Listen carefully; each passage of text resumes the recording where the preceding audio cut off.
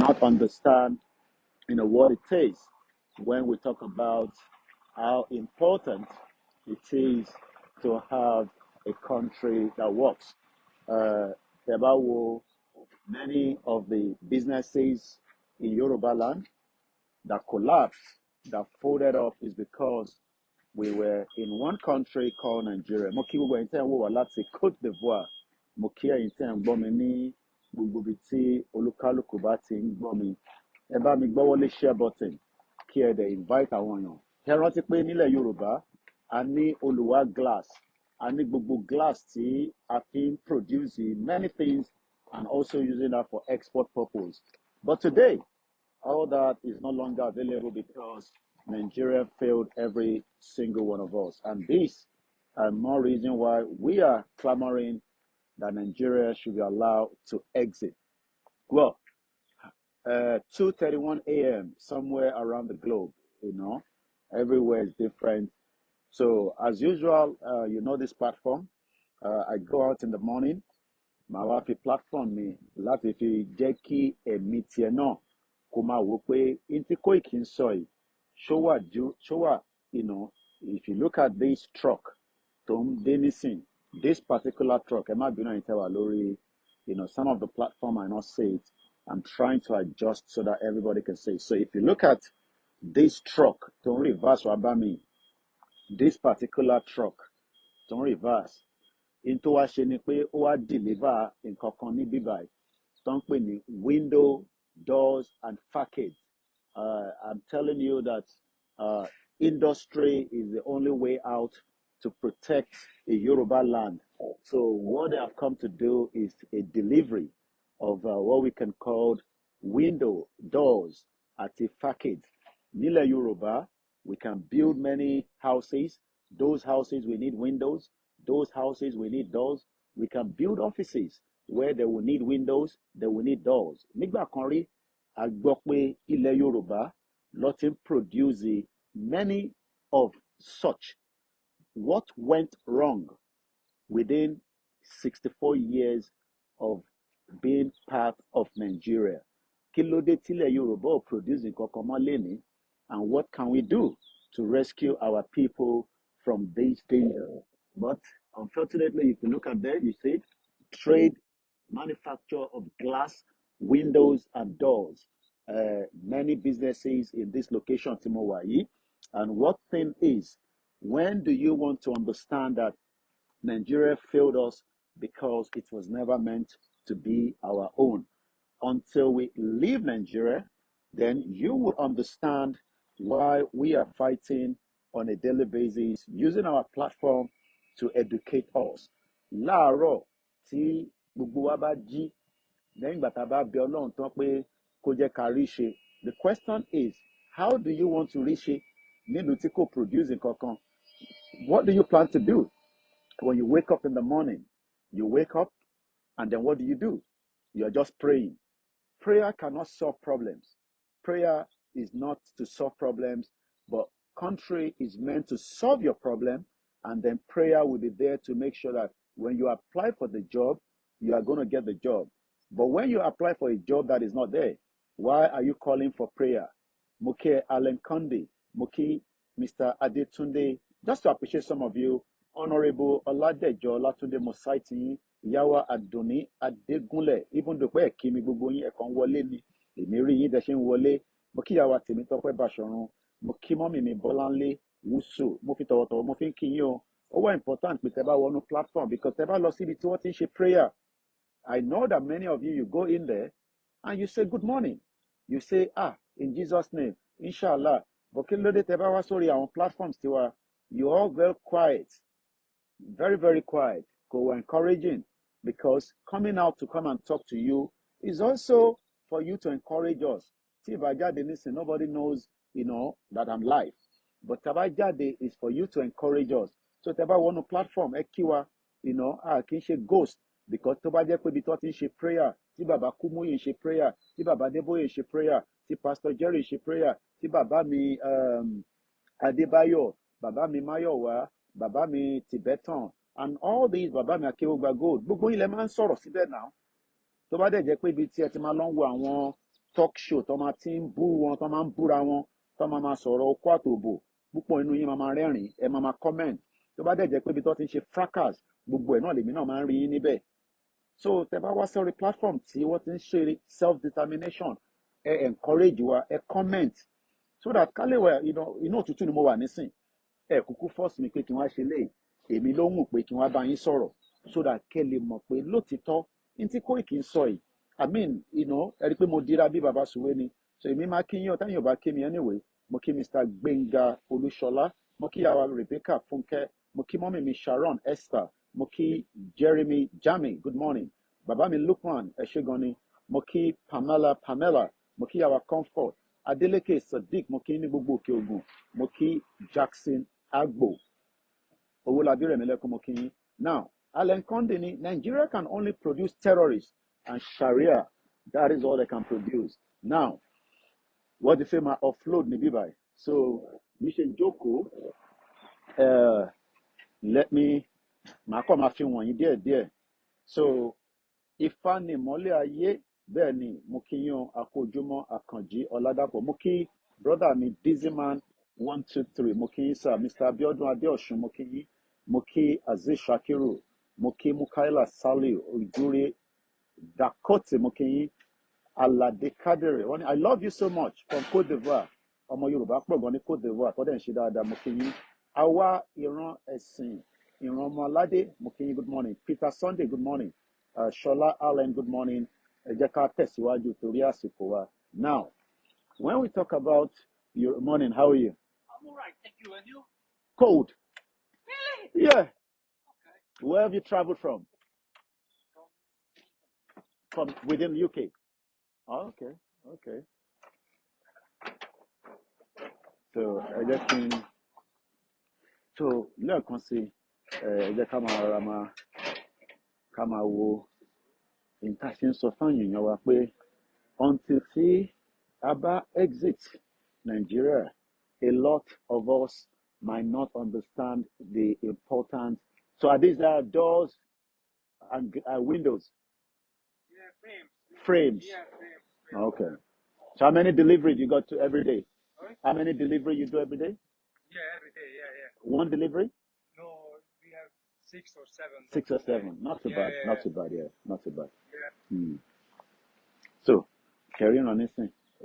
In tí a ṣe ń sọ fẹ́yìn èèyàn wa pé kò ń ṣe pé ká máa ní Ọlọ́run bọ̀ Ọlọ́run kankan wá àwa ni ká gbìyànjú ká ṣe the needful tá a bá dẹ̀ ti ń ṣe the needful yẹn à lè get nǹkan right let me bring it back to my face ẹ má bínú ẹ ràn pé I'm outside so there will be a lot of movement with the cameras and all that anyway ẹ ti láì díà pé àwọn ilé wa já glasses ni ọ̀tọ̀ nìkan tẹ́mi wá ṣe ní àdúgbò yìí ọ̀tọ̀ nìkan táwọn ṣe but one thing I just need to let us understand is that we can live in denial or we can do it now and pray that within the next 6 months our life will get better within the next 1 year ayé wa máa rọrùn or ká máa bẹ̀rù audio kan wọ́n send sí mi láàárọ̀ yìí ìkan náà àwọn tí a jọ ń ṣe movement nílé wọ́n wá ń sọ fẹ́ nìyẹn pé tó bá wá jẹ́ kí wọ́n gbé ẹ tó ń pariwo pé kí wọ́n pín Nàìjíríà tó bá jẹ́ kó gbé ẹ irú àwọn bàbá bẹ́ẹ̀ yẹn àwọn bàbá olórí burúkú tẹ̀ ká ti dá sí ìdìsí kó ti kú dànù àwọn bàbá òfò anybody tó bá ń dẹ́rù bà yín nílé pé Yorùbá nation tẹ́ ń ṣe tẹ́ bá jẹ́ kó wá gbé yín ẹ sọ fún wọn pé gbogbo wa ló máa gbé gbogbo wa pátápátá tó tá bá ti wá lè gbé gbogbo wa then we see how far we can go but tí gbogbo wa ò bá ti kí àwa tá a bá jùnú then it will be very difficult for many of us to succeed. I was watching a YouTube video. The UK continue to increase immigration fee. The UK continue to want people to come and live there, work, pay tax.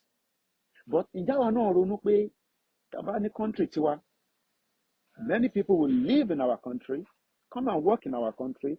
Ìyàwó mi sọ fún mi láàárọ̀ pé America H1 visa, 70% of àwọn tó ń gba visa yẹn India ni wọ́n.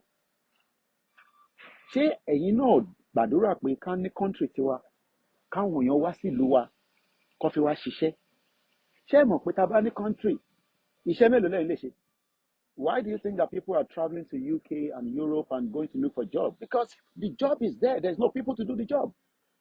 Mo kí ọmọ Bọ́lájí Abdullahi. Ẹ̀gbọ́n mi lẹ́ẹ̀kan sí. Why do you think that people are traveling outside Nigeria for greener pasture? Because the jobs are there. There are many jobs available in all these countries.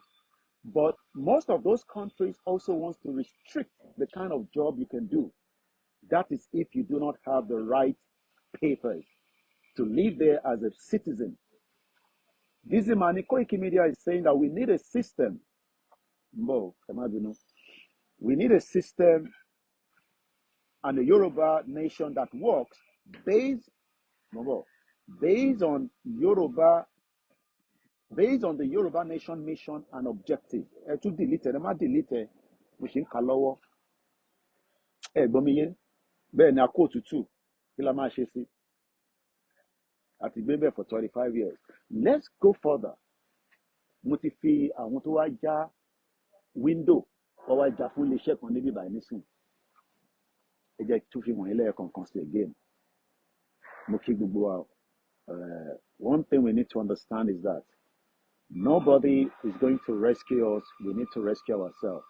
So, ṣe rí pé wọ́n wá já window yìí fún iléeṣẹ́ yẹn. Iléeṣẹ́ tó ń ṣe glasses. Àwọn ilé wa já. And these are the reasons.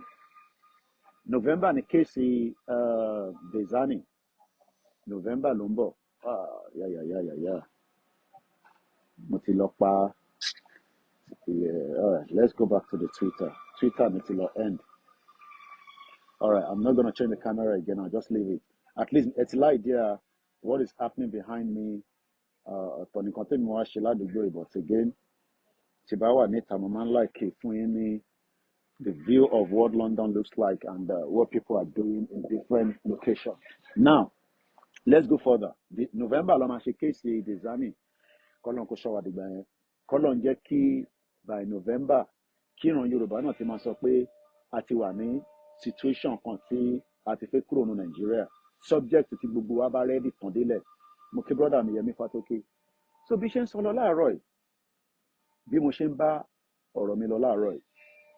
When we talk about a particular indigenous people that we're building, that we're producing, that are well educated, that are looking after the welfare and the well-being, ready, of the people, then the question is, for how long are we going to live in denial? So I'm going to go later when we're going to talk about what the paper is discussing this morning. What is the paper talking about this morning? I will be telling you all that. But for now, we're going to start going, and then I'll come back later where we will discuss further. Once again, my name is OLAYOMI KOIKI, Koikimedia. Okay. So, Koikimedia, we still have a few more minutes. So, again, actually going to go in triple DRS. So, Bishen Solo, Koto Dipe, Ama, Tesiwaju, Kose, Tebari, sharing Koton Shaleme, sharing Koton Shale. There's a lot of movement going on there. And until everybody, Mambo, machine a few minutes. Mo fẹ́ fi wọn tó wà lórí Facebook náà. So ẹ̀yin ọmọ Yorùbá ìjọ mo bẹ̀ yín ni. Kò ń ṣe pé a fi ń sọ̀rọ̀ sí ẹ̀yin tẹ́ wà ń lé. Ẹ jẹ́ ká gba Yorùbá country. Ẹ jọ torí Ọlọ́run mo bẹ̀ yín ni. Ẹ jẹ́ ká gba Yorùbá nation. Ṣé ti rí nǹkan tó ń lọ bẹ́ẹ̀? Ẹ jẹ́ ká gba Yorùbá country. Ẹ jẹ́ ká kúrò ní Nàìjíríà mo bẹ̀ yín ni. Mo bẹ̀ yín, ẹ jẹ́ ká gba Yorùbá country. Ṣẹ́rí tó ń lọ bẹ́ẹ̀ mo kí ẹ Ògúnmọ́lá Abíọ́dún. Ṣẹ́rí. Stephen Okpara kò mú kí yín. Bá ní country tiwa, we will all end up to be very old people in Europe. Europe la máa wà, tá máa dàgbà sí. Many of us, èmi ti wà ní in my 40s. Mọ̀mísí mi ti wà ní in her 70s. àwọn bàbá wa kan ti wà in their 80s, àwọn tó ṣẹ̀ ń dé ẹ wà in your 30s. Ìjọ́ wo la fi padà sílé? I'm not talking about ilé tá à ń lọ, ta ló ń ṣọdún, ta ló ń ṣojú ìjọba. I'm talking about going back home finally after tá a bá ti serve whatever reason why we came here. Ìwọ lè ní o wá kàwé ni, it's okay. Do you plan to return back? Ìwọ lè ní torí àwọn family ẹ ló ṣe wá.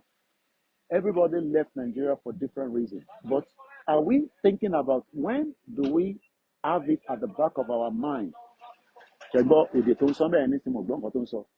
Èdè tó fi ń sọ̀rọ̀ bẹ́ẹ̀, èdè ẹ̀ ló fi ń sọ̀rọ̀, even though pé ó wà nílò English. But àwọn tó ń bá sọ̀rọ̀ bí àwọn ọmọ elédè kan náà ni wọ́n.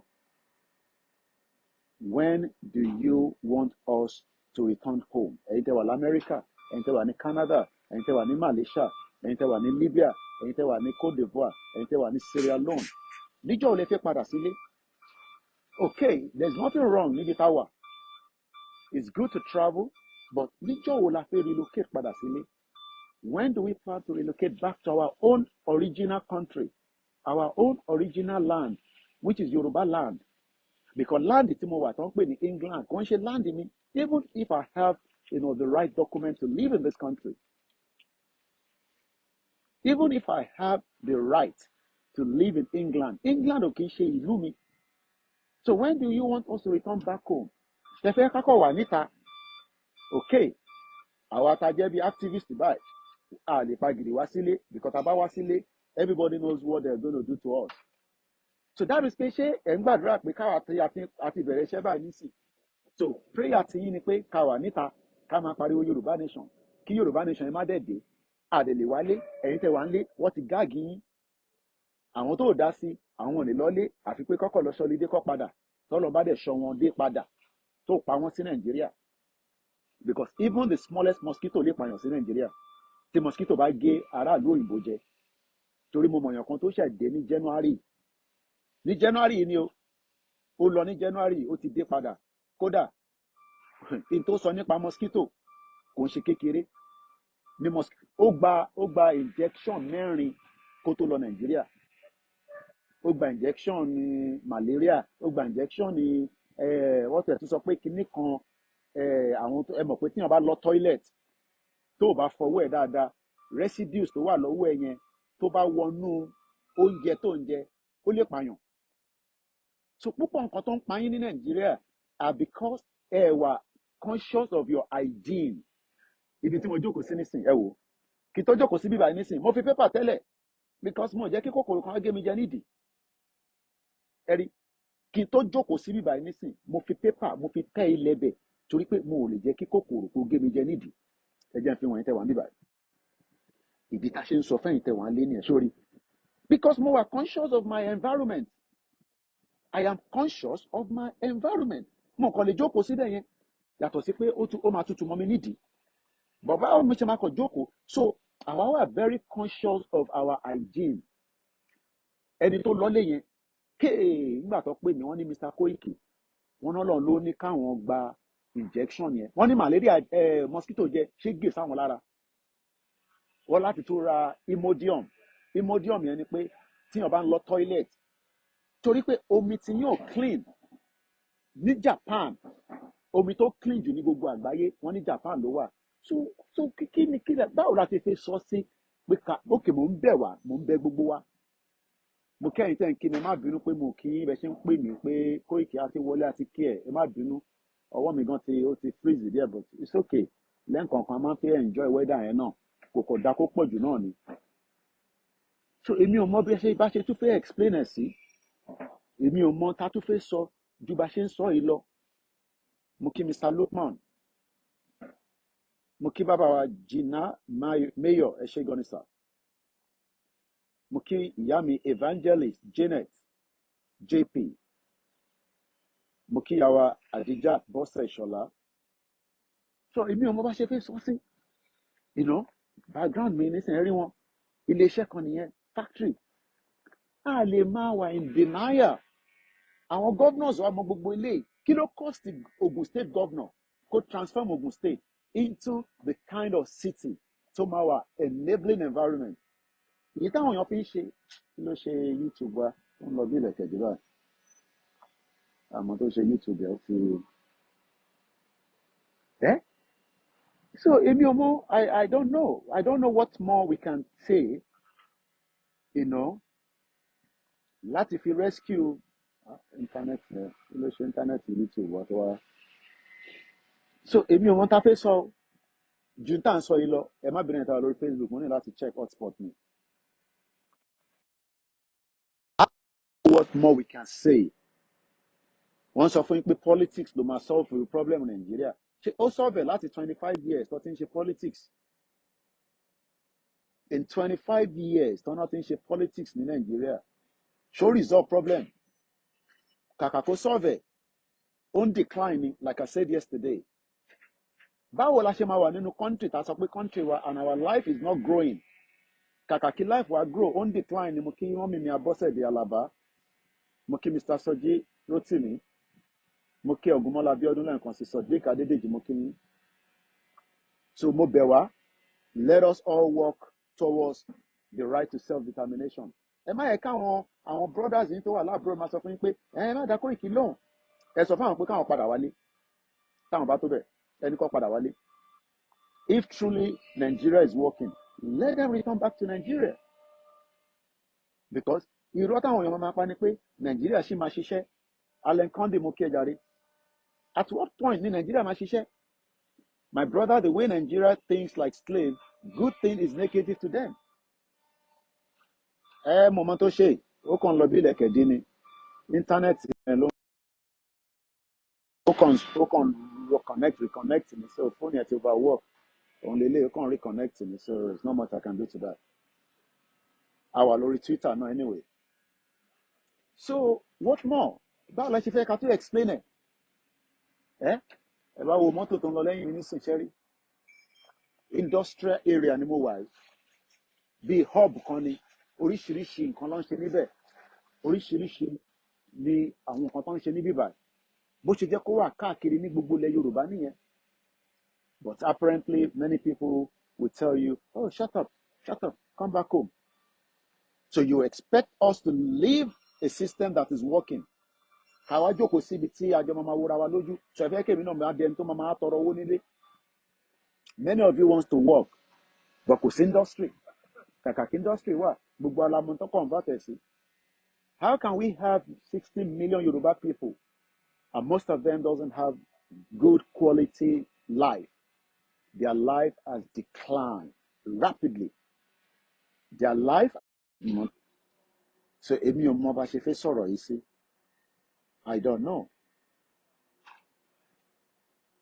but a máa encourage ara wa náà ni I post video ẹ̀ sórí YouTube tí bá délé later ọwọ́ mi tẹ̀tẹ̀ ń freeze mo ní láti end broadcast so bó ṣe jẹ́ ní ẹ̀yìn wa so hopefully I too engage later mo kí gbogbo ẹ̀yin àgbàlagbà good morning it trust you talk all the way from Russia mo kẹ́ brother mi Ọ̀pẹ́yẹmí báwo ni Moscow hopefully there will be good relationship between US and Russia ìjàyà adẹ́pọ̀n ní Ukraine and the world will be peaceful ọlọ́run ẹ̀dẹ̀ jẹ́ kí ìjà ṣẹlẹ̀ lọ́dọ̀ fún wa náà àpè pé gbogbo ẹ̀ máa lọ ní bó ṣe jẹ́ kó lọ mo kí Mr. Bámidélé ọ̀wọ̀ mo kí àmì Àníkẹ́ Olúkanní mo kí dáàdì wa Oyèwálé tó jẹ́ kí n máa lọ because mo kí láti Nàìjíríà ṣe gan ni wọ́n mi so it's very free ọwọ́ ẹ̀jẹ̀ yẹn ti fi ẹ̀rípọ́wọ́ mi tí ó ti ń gbẹ lọ bẹ́ẹ̀ báyìí ọlọ́run ẹ̀ tó gbẹ àbẹ́rẹ́ ẹ̀jẹ̀ òfin flow mọ́ because mo ti ń pẹ́ nínú weather yẹn díẹ̀ so mo ní láti lọ sínú mọ́tò kí